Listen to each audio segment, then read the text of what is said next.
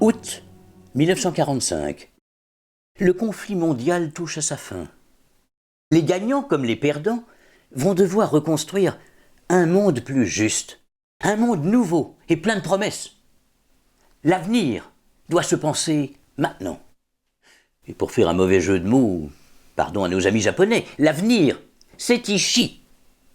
Ishii Takakiyo, 32 ans, un garçon étrange, incapable de nouer correctement ses lacets, ce qui lui a valu son renvoi de l'Institut de physique-chimie en 1937.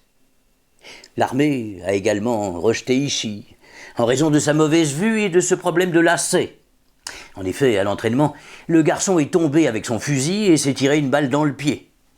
Depuis, Ishii boite, et ses épaisses lunettes, ainsi que le filet de bave qui s'amoncelle régulièrement à la commissure de ses lèvres, ne l'ont pas rapproché des filles.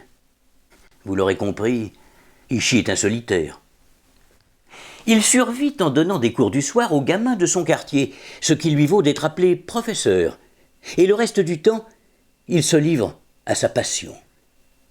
Inventer. Son objectif, découvrir la machine qui révolutionnera fondamentalement le monde. Chaque jour, par lettre, il fait part de ses avancées à son seul ami, Akiro Suzuki, un camarade de ping-pong handicapé mental qu'il a connu durant son enfance et qui maintenant a déménagé à Tokyo. Akiro Suzuki, qui hélas n'est pas en état de comprendre ce que lui écrit son correspondant, aura le privilège d'être informé avant quiconque de l'incroyable invention du professeur Ishii. Ces 10 dernières années, Ishii n'a cessé d'imaginer les inventions les plus étonnantes, mais il n'en a fait part à personne, car il sait que ses créations sont bien trop en avance pour séduire son époque.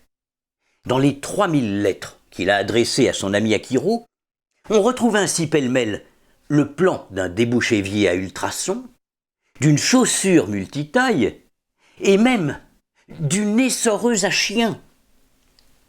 Mais Ishii n'a que faire de ses ébauches, il ne cherchera jamais à les monnayer. Si Ishii se lève chaque matin, c'est pour trouver l'invention du siècle, celle qui sauvera l'humanité de ses futurs conflits et transformera à jamais l'existence des hommes. Au fil des mois, au fil de ses cours du soir aux enfants du voisinage, qui s'amusent à le singer en boitillant et en bavant sur leurs cahiers, Ishii affine une vision apocalyptique de ce que sera le monde moderne. Une planète rendue invivable par la pollution et la survenue inévitable de conflits sanglants entre les peuples en raison de l'épuisement progressif des énergies fossiles.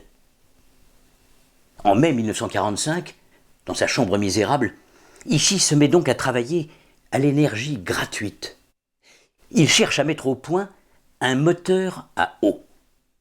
En juin 1945, il est hospitalisé car ses voisins, lassés d'être inondés, le passent violemment à tabac.